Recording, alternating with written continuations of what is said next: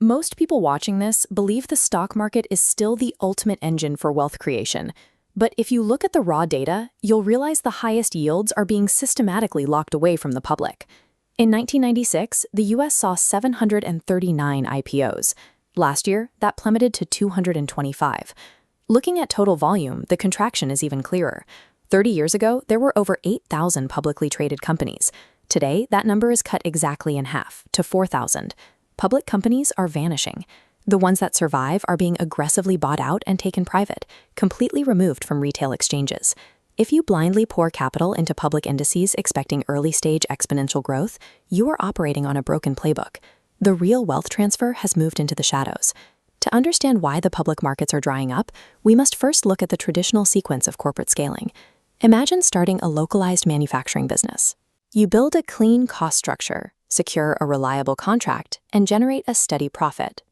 Eventually, you spot an industry bottleneck and decide to expand. Because your immediate cash flow cannot fund this expansion, you execute a private capital injection, trading a small percentage of your equity to a wealthy backer for the required cash.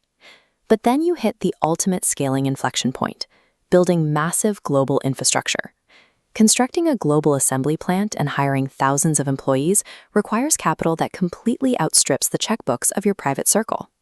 Historically, this exact massive capital requirement triggered the initial public offering. The company engineered millions of new fractional equity shares and sold them to the public to accumulate a massive war chest of cash. Going public meant surrendering total privacy to analysts and the press.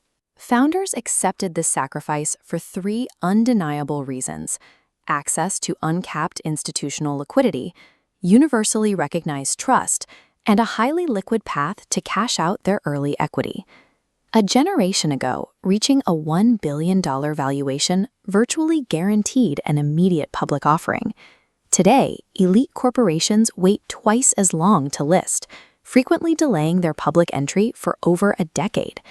Look at modern infrastructure giants. Uber scaled to a massive $60 billion valuation before finally executing its IPO 10 years after inception.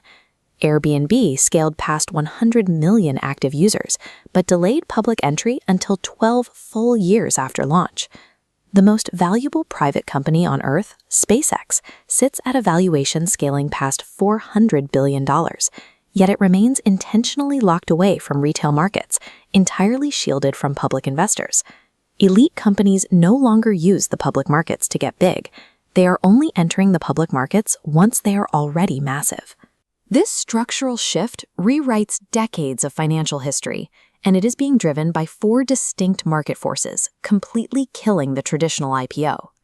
Force 1 is the global tsunami of unquantifiable private capital. Venture capital and private equity firms now command multi-billion-dollar war chests. Alongside them, sovereign wealth funds, massive national investment accounts from nations like Saudi Arabia and Norway, are pumping hyper-liquid cash directly into private tech. This timeline visualization tracks the median company age at the moment of IPO. With massive pools of cash floating outside the stock exchange, founders completely bypass Wall Street.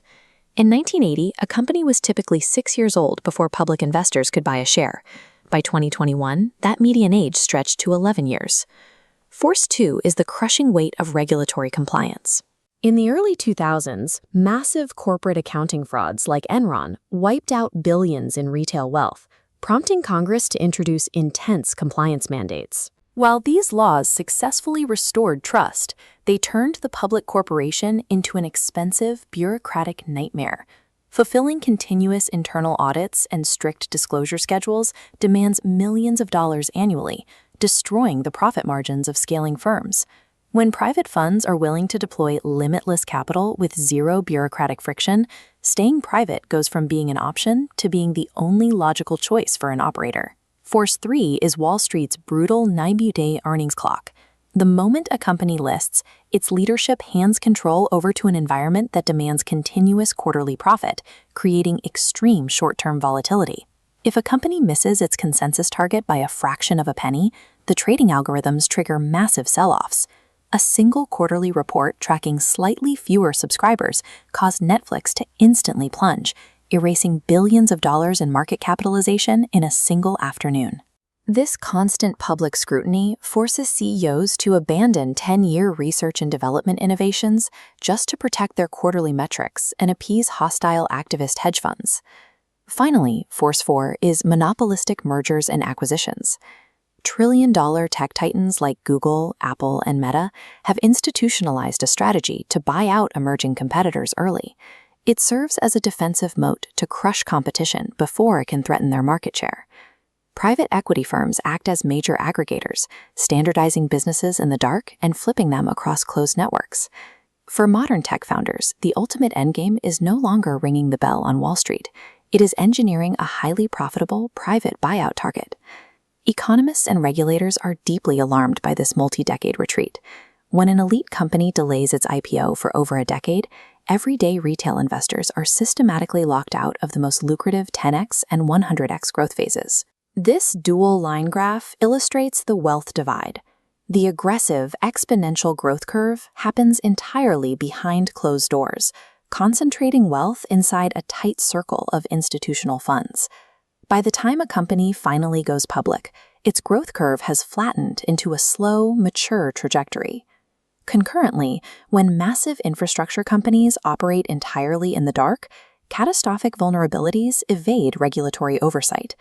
This total lack of transparency allowed private entities like Sam Bankman-Fried's FTX to systematically engineer multi-billion-dollar liquidations before the public market could spot the fraud. But when public markets function correctly, they prevent monopolistic consolidation. When regulators blocked Adobe's massive $20 billion private acquisition of Figma, Figma was forced to execute a public listing. Today, open competition forces both companies to innovate faster and drive down prices for the consumer. The death of the IPO is permanently rewiring capital scaling. It decentralizes power for the giants, but strips the working class of the wealth-building engine. The deepest public markets on Earth still run on Wall Street, but elite companies are tapping into them differently. Blindly relying on legacy stock market playbooks is a slow wealth train.